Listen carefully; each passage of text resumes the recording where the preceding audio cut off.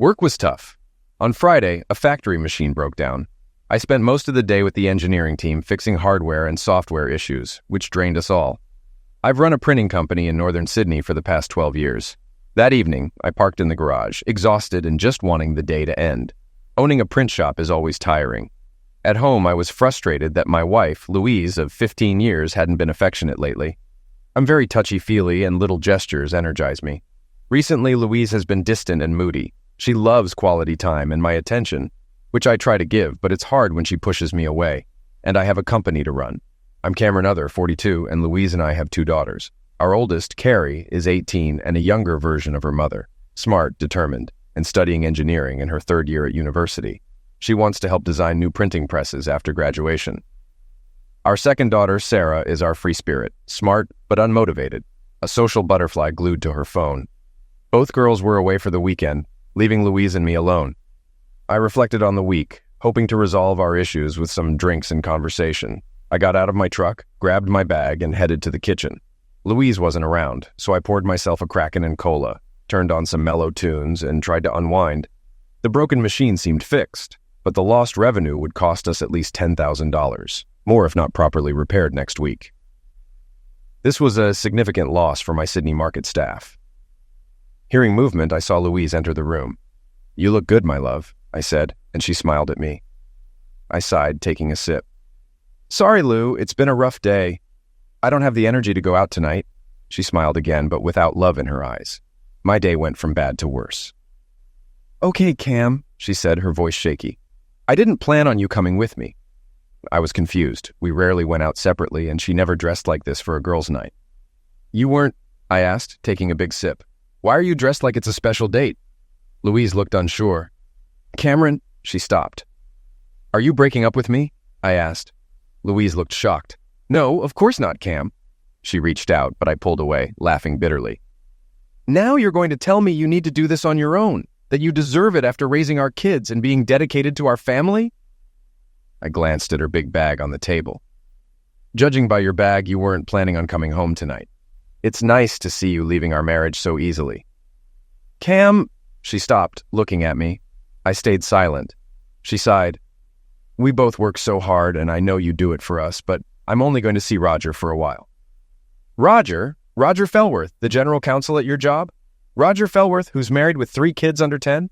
That Roger Fellworth?" I asked. "For a while," my wife answered, panic in her eyes. She was surprised I knew who her lover was. She sighed. "Yes, Cam, that Roger. He's been good to me since you haven't been around." "Crap!" I exploded. "What?" Louise was shocked. "You heard me," I said. "Crap! You're justifying an affair. We both work hard, but saying I wasn't here is a lie, and you know it. You've been distancing yourself. I've tried to spend time with you, but you kept pushing me away. Now I know why. You can't fool me." I stood abruptly, my chair scraping the floor. "Cameron, I'm not attacking you," she stuttered. "Tonight, this weekend, was supposed to be our first time," she said, embarrassed. "Right. So you'll cheat on me for a whole weekend, not just one night." I glared at her and went to the kitchen for another drink, despite being exhausted from work. I poured a double Kraken when Louise appeared in the doorway, angry but unashamed. "Cameron, I'm not a strumpet. Unlike you and your first love, Rose, I've never been with another man. Roger says I'm not cheating because I'm telling you. It's only cheating if I hide it." "Dragging Rose into this is a low blow," I almost growled. She looked away. "And you're wrong. It's cheating if I don't accept it, and I don't. Is your new man telling his wife the same?" I don't know," she stammered, looking at her shoes. I snorted, chugged my drink, and turned to her. Her face was a mix of emotions. "He's probably lying about being unavailable. Has he kissed you?" "What?" she asked. "Has Roger kissed you?" I emphasized. She blushed. "Yes." "Well, that says it all. You've rejected me while getting closer to another man. We're done." I walked out to the back terrace and slammed the door. I sat on the back veranda, reflecting on the day. I wanted to be with my wife, but she was betraying me. After about 5 minutes, Louise appeared, trying a softer approach. "Cam, I love you, but I need this. I felt stuck for the last year. Roger understands. It won't be long." I stared into the yard. "No, Louise, you should have turned to me. I was your best friend, your partner. But you gave yourself to another man and robbed me of the chance to be there for you. Now I don't know if I can be near you again." She didn't move. "Cameron, she said softly but firmly. You can't leave. Roger says if you do, I'll take everything. I'll get half your business, the house, the kids, and I can turn them against you. Her voice grew stronger as she put her hand on my shoulder. I looked at her in disgust and pulled away. Would you do that to someone you love? You cheated, threatened me, and think you can get away with it, I growled. I wouldn't want that. But Roger says in court I'll win. You don't have a choice. I'll work it out and come back to you. You're stronger than me. For the second time, I stood abruptly, hatred in my eyes. I looked at her, still feeling some love, but my anger took over. You selfish, unfaithful woman, I hissed. She stepped back. You dare to profess love, thinking I'll stay married to you after this? You think I have no choice? Well, screw you. I don't know who you are anymore. You're not the woman I married. The woman I loved would never use our children against me. Who are you? Cam, she stuttered. I let the anger pass, choosing a rational path to see if reasoning with her was possible. Louise, if you love me, stop this now. I don't know if we can save our marriage after what you told me. You were carnal with another man. If you call it off and we go to counseling, I promise to try to understand and forgive your betrayal. My betrayal? She whispered. Yes, counseling, I repeated. Our marriage is dying. Call it off and let's get counseling right away. I'll call Rose now and get her to help. Louise had mentioned Rose, my first love, who became a close friend along with her husband Toby. Rose, a therapist, could help us. No, Cam, I don't want Rose involved, she said defiantly. I understand how angry you are. You may think I don't, but I do. I tried to respond, but she interrupted. Let me finish. You may think I don't love you, but I do. Those threats were wrong, but they were true. I looked at her, wondering what had happened to the woman I married. I'll make you a deal. I know I hurt you, but I'm going with Roger this weekend. We can go to counseling after we're done. If it's important to you, we'll go then. What about the girls? I asked. What about them? She replied. How do we tell them we're breaking up? I asked indifferently. We're not breaking up, she said, sighing. Roger and I will go our separate ways eventually. The girls won't be affected. What about me? Well, you're with Roger. What about me? Where's the love for me? I asked. What do you mean? Louise hesitated. I'm affectionate, and you've pulled away. You haven't kissed me in 2 weeks. What am I supposed to do? I said. She looked at me as if she hadn't considered my needs. I don't know, she said, lowering her eyes. Roger says I should be his for now. I exploded with frustration, rage, and sadness. To hell with Roger. Denying me your husband because of him, is that fair? I shouted. I threw my glass at the wall, shattering it. I slumped into a chair, feeling broken. After a few minutes, a car horn sounded outside. I looked at Louise, seeing indecision for the first time. Just go away, I whispered. When I turned around, she was gone. I stayed in my seat for half an hour, devastated. My phone rang. It was my daughter, Carrie. She had forgotten her bag and was on her way home with Robbie. Sorry, Dad. Mom's phone went to voicemail, so I called you, she said. It's okay, sweetie. Your mom isn't home, but I'll have your bag ready, I replied, trying to sound normal. Daddy, she paused. Who's Roger? I'm sorry, I meant Robbie, I stammered, caught off guard.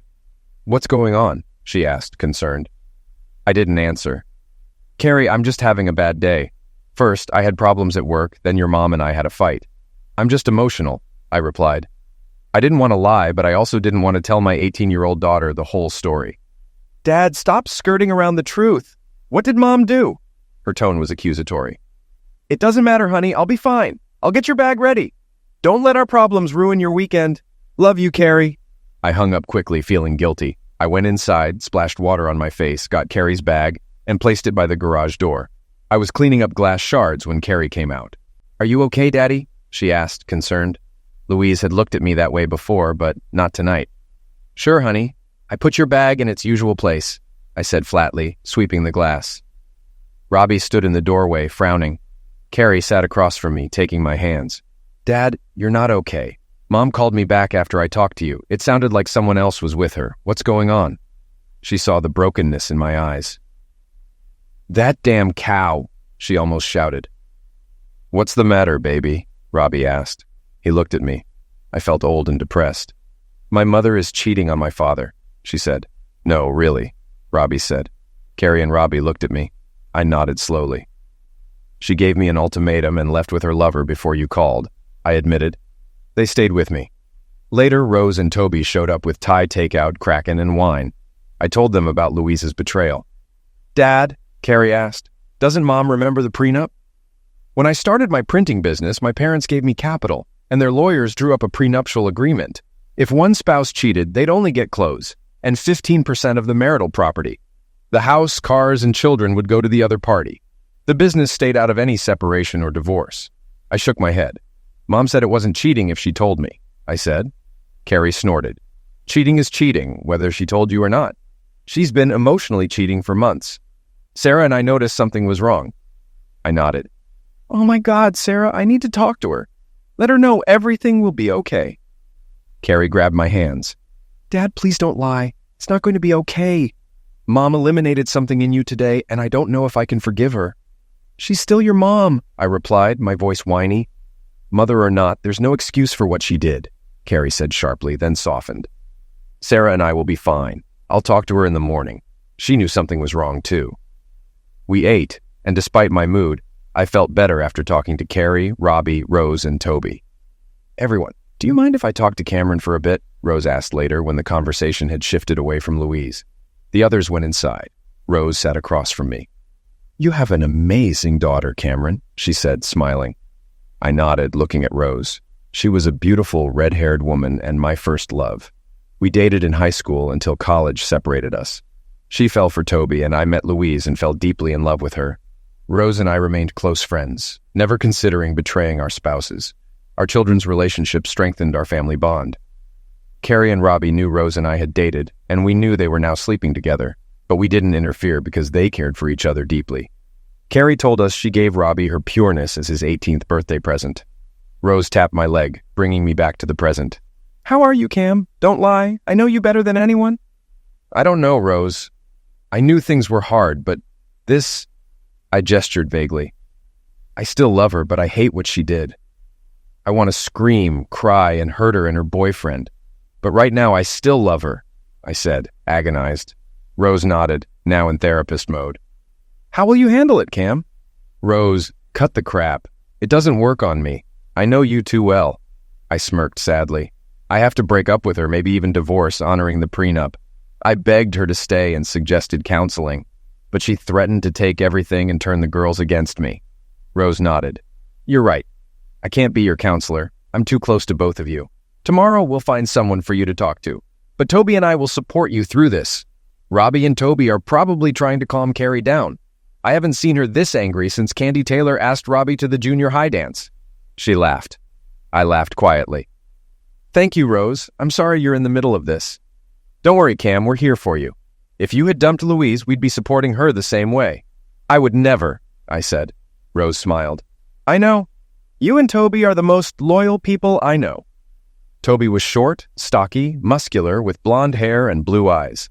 I had a mop of brown hair and was tall and trim. "I think that's why I fell in love with him. He reminded me of you," she said wistfully. We laughed, sharing a deep friendship. For the next hour, we discussed my feelings of sadness, betrayal, rage, and numbness. Rose understood. Later, we went inside and found Robbie and Carrie snuggled on the couch. Toby was watching a movie. "Hi, everyone," I greeted. Carrie hugged me. "Are you okay, Daddy?" I looked at Rose, who smiled. "No, honey, I'm not okay, but I'm glad you're all here." "Dad, Robbie and I are staying tonight. We don't want you to be alone." "But what about your weekend?" I asked. Robbie brushed it off. "Cameron, there's no place Carrie and I would rather be. We can reschedule the weekend. Carrie was right. You need us here." I didn't argue. That evening, Rose and Toby said goodbye, promising to bring breakfast. I said goodnight to Carrie and Robbie, then showered and read in bed to distract myself.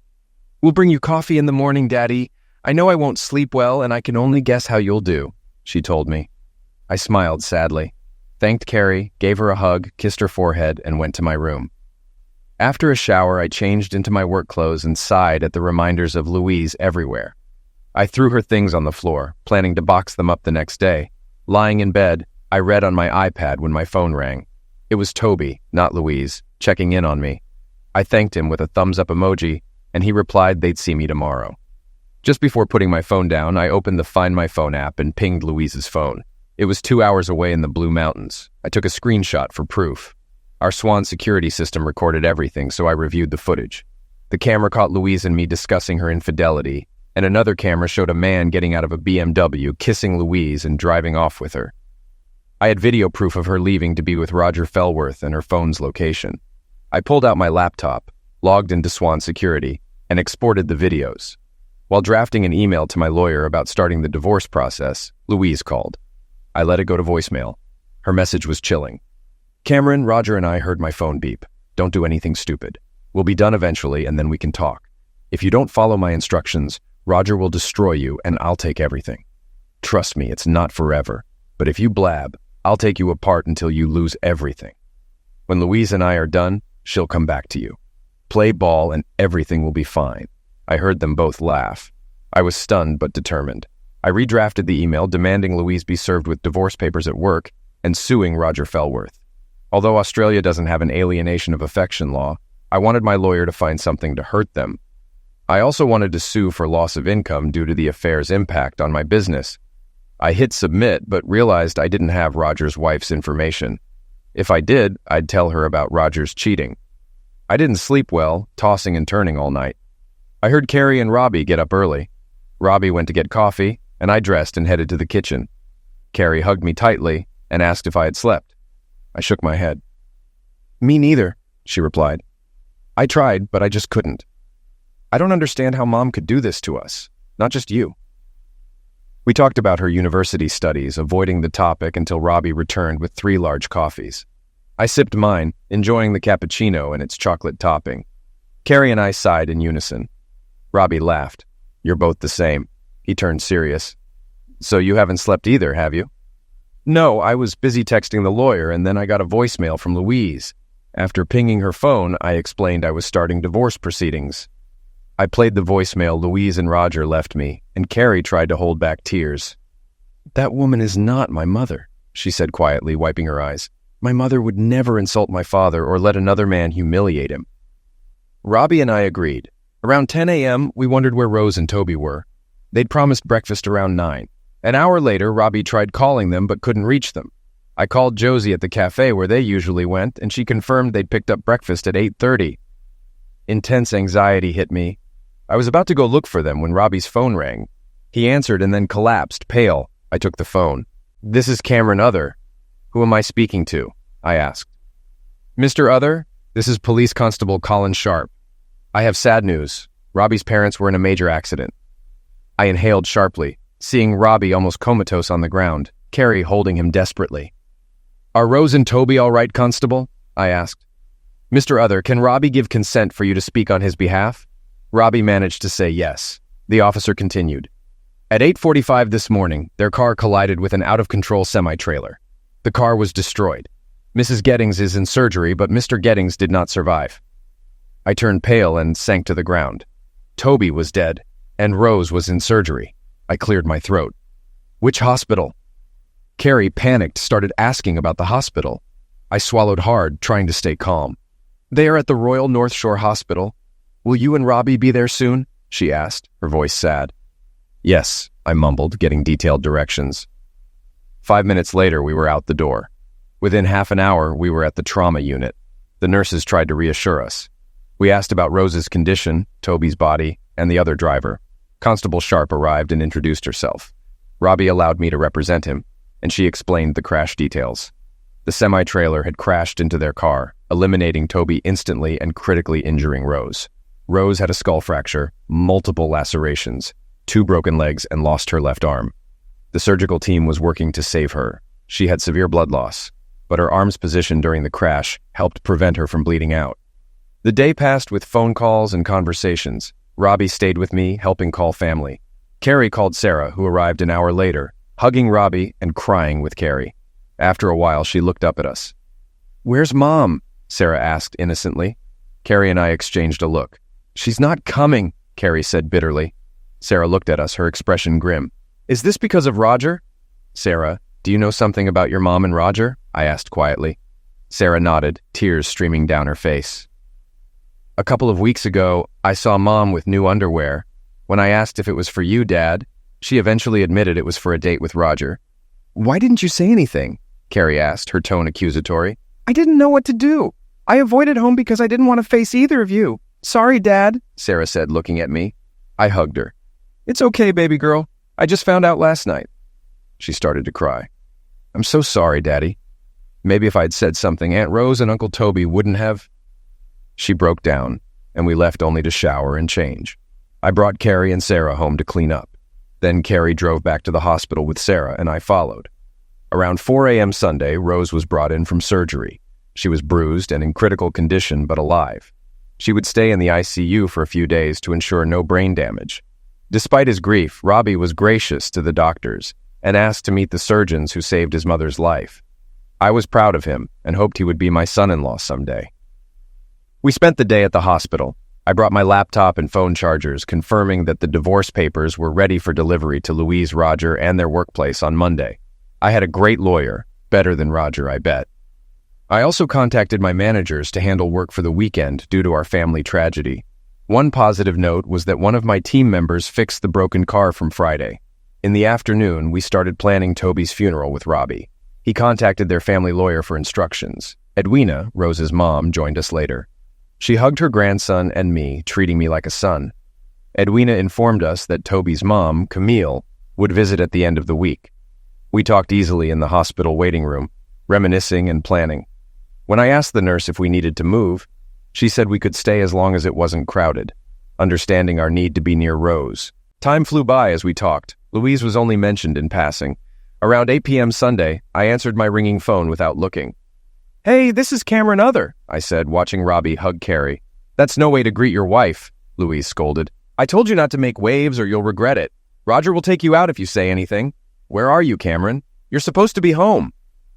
I didn't know what had happened to Louise over the weekend, but the woman on the phone was completely different from the one I'd seen Friday night. Louise, I said with contempt, silencing the room. It's me. Where are you and the girls? If you tell them anything, I'll turn them against you, so you better go home or you'll be sorry. I hung up mid-sentence, uninterested in threats. Tomorrow, Louise would see her carefully constructed narrative unravel. The strumpet just got home, I said, shrugging. We heard her, Dad, Sarah said quietly. I don't know why you even answered. I had spent hours talking with Sarah, who apologized repeatedly for not saying anything earlier. She was nearly as angry as Carrie. Daddy, in the divorce, I'm going to live with you, okay? Sarah had said. Of course, baby, I replied, hugging her. Returning to the present, I explained. I answered without thinking. It just took a moment to realize who it was. My phone rang again. Louise kept calling, then tried the girls. After a while, Carrie had enough. What?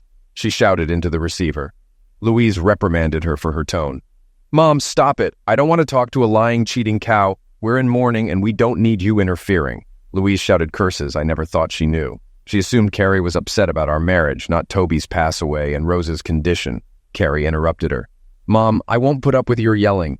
Dad told us everything. I have no interest in living with you. You've lost the respect of both your daughters. She paused, then added, Sarah told us what she knew. Pack your bags, because none of us want you around. Another pause. No, I won't tell you where we are. Call Roger. Oh, you can't because he's with his wife, who doesn't know he's a cheating fool. Sorry, Mom. She hung up. Carrie looked at us and said, Wrong number. Despite everything, we all laughed, even the nurses. Edwina went home for the night, promising to return early.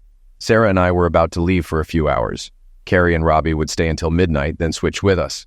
As we packed, a trauma nurse approached us. She's awake, she said excitedly. We all smiled nervously and asked about Rose's condition. She's with a doctor now. She's out of it, but you can see her for a little while. We took turns visiting Rose, who was covered in medical gear and bandages, her left forearm sheathed. Hi, Petal, I said, using my nickname for her. You gave us quite a scare, but I'm glad you're on the mend. She couldn't speak due to a breathing tube and was under strong medication. Her eyes held a question I didn't want to answer. I shook my head and she understood. A single tear rolled down her cheek. I couldn't touch her, so I just sat and talked quietly about how proud I was and that we would get through this together. When I left, a nurse handed me a tissue. I had been crying without realizing it. I thanked her and walked back down the hall. A half hour later, Sarah and I hugged Carrie and Robbie and headed home, exhausted. We managed to sleep for about 3 hours before returning to the hospital to give Carrie and Robbie a break. With Rose awake, we felt somewhat relieved. As we drove, we talked about how glad we were that Rose was okay, but frowned when we saw a strange BMW X5 in our driveway. Damn, we muttered simultaneously. I saw the front lights on and made a U-turn, parking by the curb. We saw the curtains move, but no one opened the door. Should we go in or leave? Sarah asked. We should go in. Sorry, sweetie, but I need a break and caffeine. You'll go to your room and try to ignore what will be an unpleasant conversation. Are you sure I can stay with you, Dad? Sarah asked, showing her willingness to confront her mother despite hating confrontation. I pulled out my phone and hit record. Sarah did the same. We got out of the car and walked to the door. It was unlocked, and as we stepped inside, Roger Fellworth confronted us. Ah, the little betrayed man, back to apologize? You better play ball before I ruin your life, he sneered. Sarah walked in, causing Roger to flinch. Louise hesitated. I'm too tired for this. I'm going to bed. I'll make sure we're up by 11:30 to go back, Sarah said, brushing past Roger and Louise, muttering idiot and strumpet. Once her door closed, they turned on me. Louise told you not to say anything, you fool! Roger lunged at me. I held up my phone. I'm recording this conversation and will continue until you leave, I said. Louise turned pale. Roger also paled but shrugged. Whatever betrayed man, he smirked. Roger was taller and broader than me, but most of his bulk was fat. He was balding and in his late 40s or early 50s. I couldn't understand why Louise would want him. Ignoring Roger, I addressed Louise. Louise, I asked you not to be here when I got home, and you insult me more by bringing your lover. Cameron, she began, but Roger interrupted, stepping forward. Listen, you fool. We told you not to say anything. Now I'm going to make your life hell. Mr. Fellworth, you are not welcome here. Watch your language. My daughter is in the other room. So, he yelled, she won't tell anyone, and neither will you.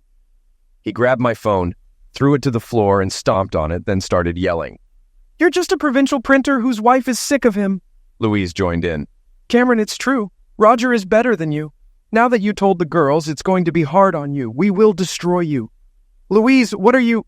Roger punched me before I could finish. I fell, moving with the blow, but it still hurt. You punched me in my house, I said, rubbing the spot. So what? Louise will support whatever I do. I could destroy you right now, and she'd tell the cops you attacked me. I'm a lawyer. You may think you're important in the print world, but I make the greens that make this world go round? He laughed. I take what I want from who I want, and there's nothing anyone can do about it. I looked at Louise from the ground. Louise, is that true? You're going to support this idiot? I said, getting to my feet. Roger took a defensive stance, but relaxed when he saw me focus on Louise. She looked tense, but defiant. I'm sorry, Cameron, but yes, I will support Roger even if he destroys you. You're just not a man like him. I sighed. Well then, you both need to leave, or I'll unleash hell on you that will make everyone you know ridicule you. Roger, emboldened, lunged at me again. I quickly dodged, tripping him and causing him to smash into the coffee table. He got up, ready to pounce again, but I sidestepped him and he collapsed in a daze. I grabbed his ear and whispered, looking at Louise with burning hatred. Listen, you fool. You stole my wife, invaded my home, and now you're lying on the floor. You're about to be arrested. I'm going to ruin your life. I let him go and he fell to the ground. What did you do? Yelled Louise, rushing to Roger. Cameron, what did you do to Roger? I shrugged.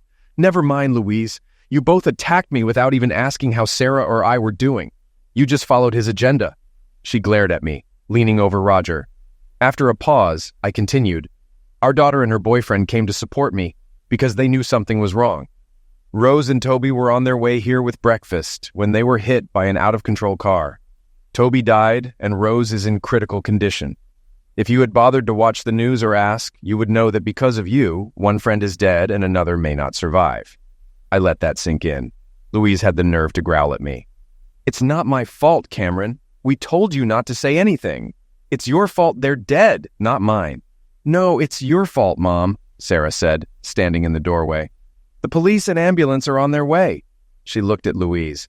I don't know who you are, but you're not my mother. If you hadn't cheated, this never would have happened. She looked at her hands. And it's partly my fault. Maybe if I'd said something to Daddy, he could have stopped it. Sarah, I started to say. No, Daddy. I should have said something, but the blame is on her, she said, pointing at Louise. She retreated to her room as we heard sirens approaching. 2 police cars arrived and chaos ensued. Louise tried to claim I had attacked Roger, but when asked if he was her husband, she stammered, admitting he wasn't, and that I had punched him. I told my side of the story.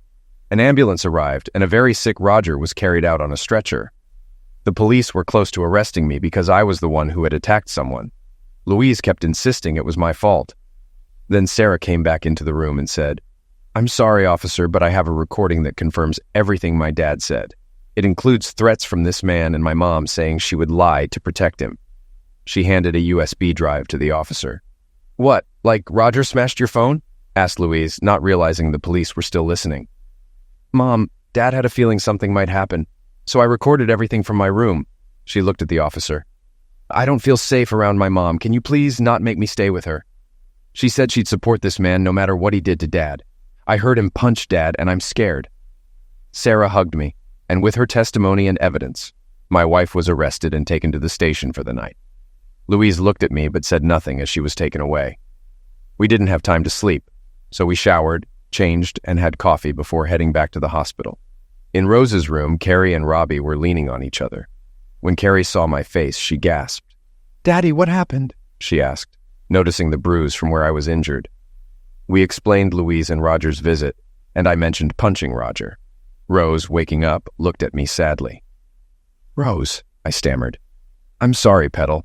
If I had known you were awake..." I realized I should have been more delicate. I saw her right hand moving slightly, and I gently held it. "Are you okay, Rose? Can I get you anything? Do you need a nurse?" I asked.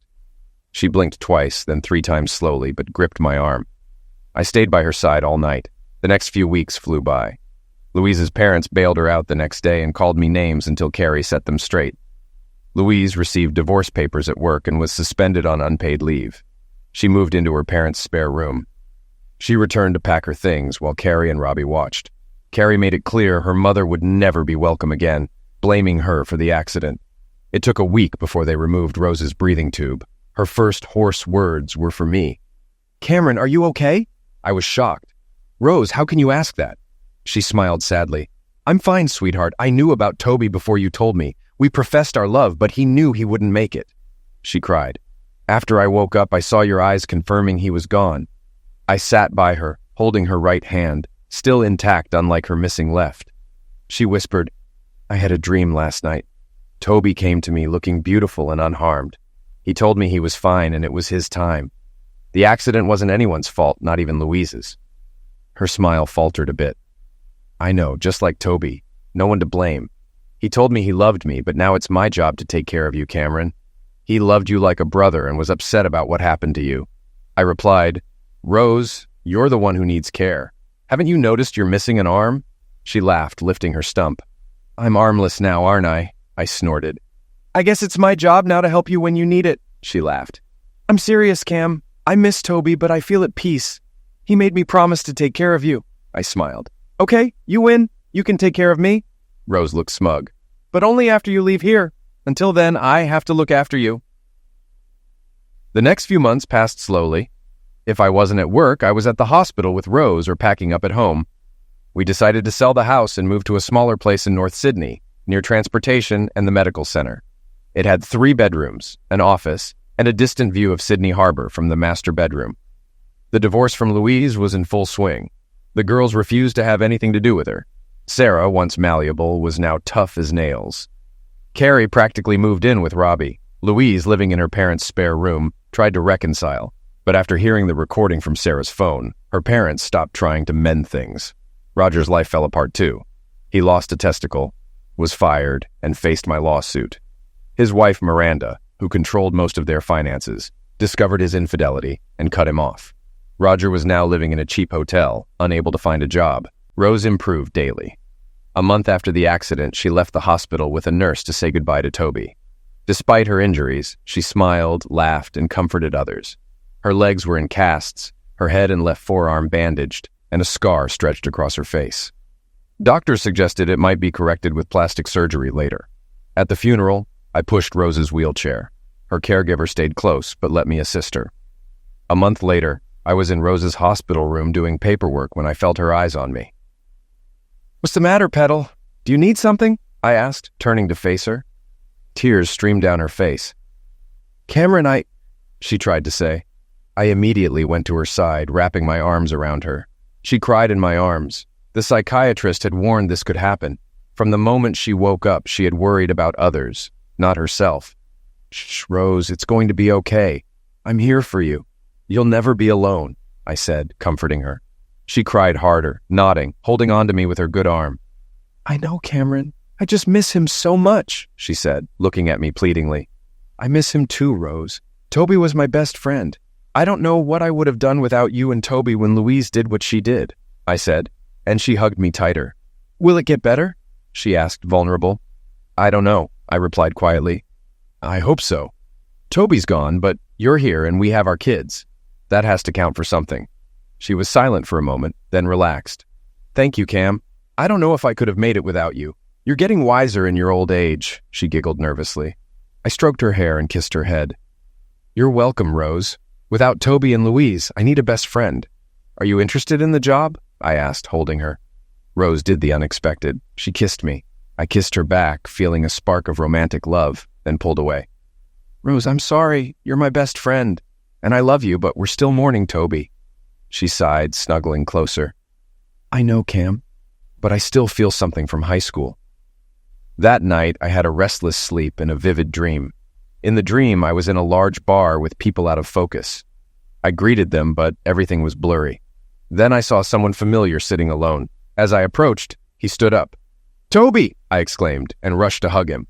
He laughed. "Glad to see you, Cam. You can hug me." We hugged, and he looked as he did before the accident. We sat down with drinks, a Kraken and cola for me, a Guinness for him. "Good stuff," he said. "So how are you, Cam?" I deflated, the dream feeling real. "Not great, buddy. Divorcing Louise is tough.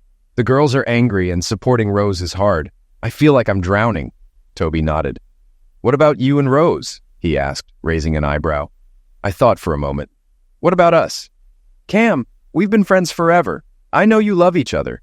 I snorted. "Of course, Toby. She's my closest friend now." "I want her to get better," he sighed. "But what about the kiss? You can't say it meant nothing." I looked at him. "I know it was more than nothing, Toby. I love her. Always have." He smiled. "I get it, buddy. Rose was married to you, and Louise was married to me. But I'm dead. You can't cheat on me. Rose needs someone to love and protect her, and you love her." He looked at me, and it felt like the real Toby was weighing something important. "Rose loves you too, Cameron. She's hurt by my pass away, but desperately hopes you won't leave her. She holds the same love for you as she did for me, maybe even more because you've known her longer." I didn't know what to say. "You know," Toby leaned in like revealing a secret. "If Rose and I hadn't met when you were apart, she was going to hunt you down and marry you." "What?" I said, nearly choking on my drink. "How do you know that?" "She told me," he smiled. "How could she tell you? You're just a dream, a figment of my imagination. Rose never mentioned it to me." Toby laughed. "Cam, look around. This isn't just a dream, and I'm not just a figment of your mind." "Crap," I replied. "It's true. I'll prove it to you." "How?" I asked skeptically. "3 ways," he said humorously. "First," he raised one finger, "ask Rose what my last words to her were." "I already know. You told each other you loved each other in the car." Toby shook his head. "That's partly true. But my last words were, 'Love Cameron all your days.'" I started to reply, but Toby raised 2 fingers. "Secondly, Louise will show up at the hospital tomorrow. It won't be pretty." "Toby, this isn't the way." "Third," he interrupted, raising 3 fingers, "my mom will bring you and Rose awesome chicken salad sandwiches from the Asian shop in North Harbor. She'll be wearing yellow sandals." I looked at him. "Toby, how can you know it's a dream and you're dead?" I asked. He touched his nose. "It's a miracle I could meet you and Rose at all. But I was asked to, and I'm happy to spend more time with you." I didn't believe him, but was happy to see him. "So what am I supposed to do? Marry her?" Toby laughed. "That's up to you. But if you marry Rose, you have my blessing." He raised his glass. "Love her fiercely, Cameron, and I'll be proud no matter what you choose." For the next hour, Toby and I played darts, drank, and sang bar songs. Other customers joined us, though I can't remember them clearly. My last memory was Toby hugging me and thanking me for being his friend. As we said goodbye, I woke up with tears running down my face. I was sad, but happy to have said goodbye. By the time I shaved and dressed, I had almost forgotten the dream. I stopped by the office, checked in with my managers, and handled paperwork before heading to the hospital. It was around lunchtime when I arrived, and Rose smiled as I entered the room. The doctors reported that she had a long way to go but could go home in a few weeks. She had been complaining about her hospital bed, so I was happy for her. We were discussing her sleeping in her own bed when Toby's mom, Camille, walked in. I didn't know Camille as well as Rose's mom, Edwina, but we were casual friends. She smiled as she entered the room. "Rose," Camille said warmly, "you look so much better today, and Cameron looks so handsome. You're doing a great job taking care of Rose. Toby would be proud," she added, leaning in to kiss Rose. At that moment, I noticed her yellow sandals and froze. Rose saw my reaction. "Cam, what's wrong?" both Rose and Camille asked, noticing my stare. "Is something wrong with my shoes?" "I just bought them yesterday," Camille said, frowning. "No, sorry, Camille," I replied. "Your shoes just reminded me of a dream I had," I said, trying to brush it off. Rose gave me a look that said we'd discuss it later.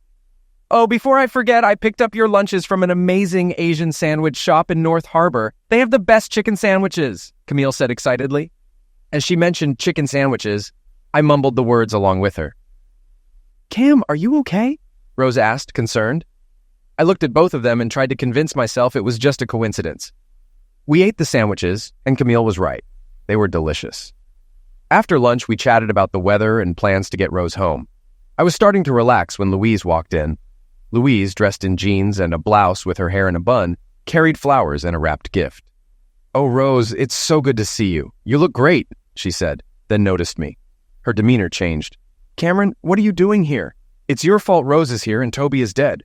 Once I divorce you, I'll make sure Rose never has to see you again." I stood up. "Get out," Rose said weakly, turning away from everyone. "Rose, I'll get Cameron out," Louise said. "No, he's staying, and you're leaving," Rose said, crying. I stepped toward Louise. "You need to leave, now." Louise threw the gift on the floor, and the flowers against the wall. I moved between her and Rose. "What did you say to her, Cameron?" "She knows it's your fault Toby died. I'll take care of Rose. She needs me." "No, she doesn't. Rose lost her husband. I lost my best friend. We've been here every day." "Where have you been?" I started to rant. "Cameron," Rose's voice cut through. I turned to face her, and my anger melted away. "I'm sorry," I mumbled. "It's okay," Rose replied. She looked at Louise. "You need to leave. Your behavior shows you're not my friend. Don't use Toby's pass away to blame Cameron. I'm ashamed I ever called you my friend. You are not welcome here." "Should I call security?" Rose asked Louise. Louise started to object, but Rose raised her stump. "Leave, Louise. You can't stay with me anymore. We're no longer friends."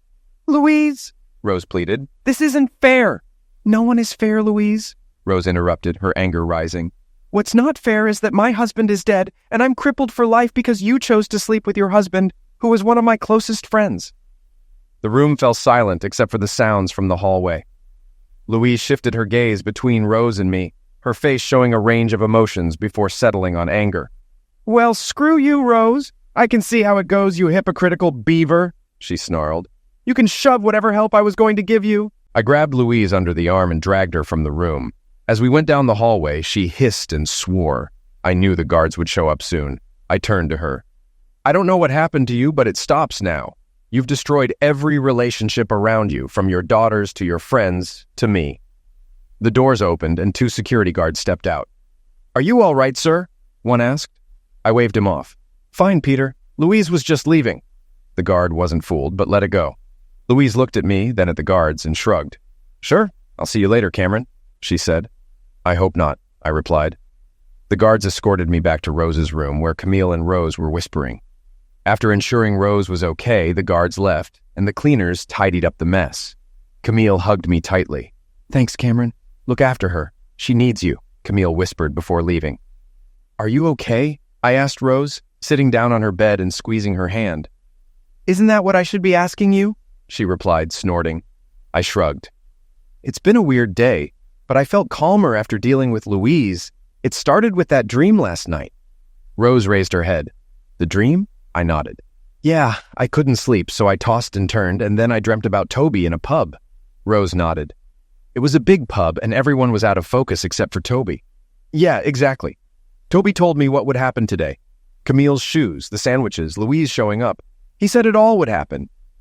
Rose looked at me, her eyes full of belief. "There was another one, wasn't there?" she asked. I nodded. "Toby's last words to me were, Love Cameron all your days, Rose said, tears streaming down her face. How did you know? I whispered. Toby met me in the pub, too. He told me I needed to let you go and love you. He said you wouldn't be able to ask the question when the time came, but I had to tell you our last words. We fell into each other's arms, crying and sharing our grief. As evening came, we continued to hold each other, both of us tired. Finally, as we fell asleep, I kissed the top of her head and whispered, I love you, Petal. I love you too, Cam, Rose replied. After that day, things gradually improved. The next morning, Sarah, Carrie, and Robbie found us huddled together under a hospital blanket. Sarah clapped her hands when we woke up, and they all smiled at us. I kissed Rose gently, got up, and stretched. Carrie kissed Robbie, and we explained most of the previous day to them, omitting some details. We agreed that Rose would move in with Sarah and me after her discharge, given our new apartment was closer to the hospital. Carrie and Robbie would stay in Rose's old apartment and rent out the other rooms to university students with our consent. By the time Rose was discharged, she was using removable cloth casts instead of formal ones. Her left forearm stump was healing well, and although she was sad, she had mostly accepted her disability. Her skull fracture had healed, leaving only a mild concussion that was treated at the hospital. Rose's homecoming was joyous. The doctors encouraged her to resume a fulfilling relationship with caution. The kids had moved many of Rose's belongings into the new house, and even placed them in the master bedroom, which I didn't mind. After dinner on her first night home, Carrie and Robbie left for Rose's old place, and Sarah went to a friend's house, leaving Rose and me alone. A few weeks later, my divorce from Louise was finalized. Thanks to the prenuptial agreement, she got very little and didn't touch my business. I gave her a check for $40,000, more than required, hoping it would help her start anew elsewhere, possibly in Wollongong, so we wouldn't have to see her again. Roger ended up in trouble. Unable to find a job, he started selling pills and got caught by an undercover cop. He's now serving 2 years in prison. 6 months later, Rose and I got married. She was beautiful in her wedding dress, though self-conscious about her appearance. With our support, her bouts of depression were short-lived. Rose changed careers, earning a degree in psychology and counseling those who had lost limbs. 2 years later, she was honored on Australia Day for her contributions to helping the disabled. In her speech, she credited her family and especially me for her success, as I had supported her through her recovery. We did several media interviews about the challenges faced by people with physical disabilities. Our love grew every day. Though we had disagreements, we always forgave each other and never went to bed angry. We didn't see Louise for about 3 years until Carrie and Robbie's wedding. Carrie and Robbie had graduated with honors, secured good jobs, and wanted to start a family. Though Carrie didn't want to invite her mother, I persuaded her, believing Louise deserved to celebrate her daughter's wedding. Carrie agreed, but seated Louise with the regular guests instead of the family. Louise ended up with her elderly parents, who kept the peace by sitting a couple of tables away. At the wedding, I found myself at the bar with a Kraken and cola. It wasn't on the menu, but since I was paying, I figured I could have what I wanted. When Louise came up to me at the bar and ordered a glass of white wine, she turned to me. "I've never asked for forgiveness, have I?" she said, more a statement than a question. "No," I replied, looking at the crowd. Rose, Sarah, and Carrie were laughing at the other end of the room. I smiled. "I never expected you to," I added. Louise sighed. "You're right. I was a complete mess." "Uh-huh," I said, taking a sip of my drink. Rose saw me with Louise, frowned, but then nodded when I shook my head, indicating it was no big deal.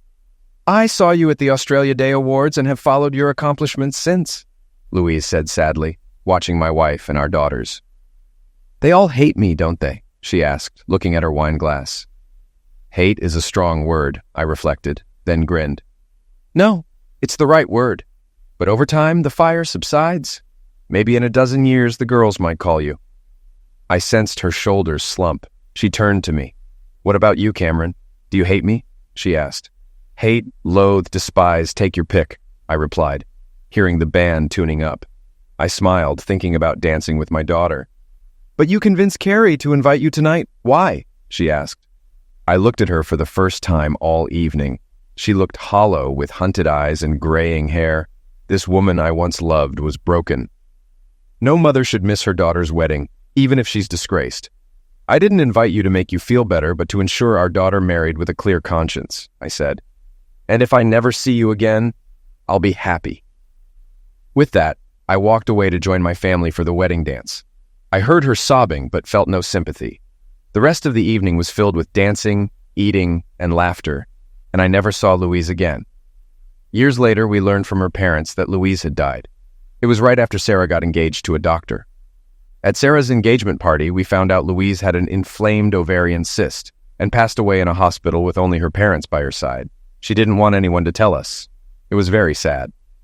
As for Rose and me, we kept each other close. When we had grandchildren, we spoiled them together. We traveled the world, saw many wonders, and enjoyed our family. Our love never dimmed. When I looked at Rose, I saw the girl I fell in love with at 18, the woman I married at 40, and the mischievous smile of a grandmother approaching 82. I knew I was lucky. I knew in my heart I would be loved until the day I died.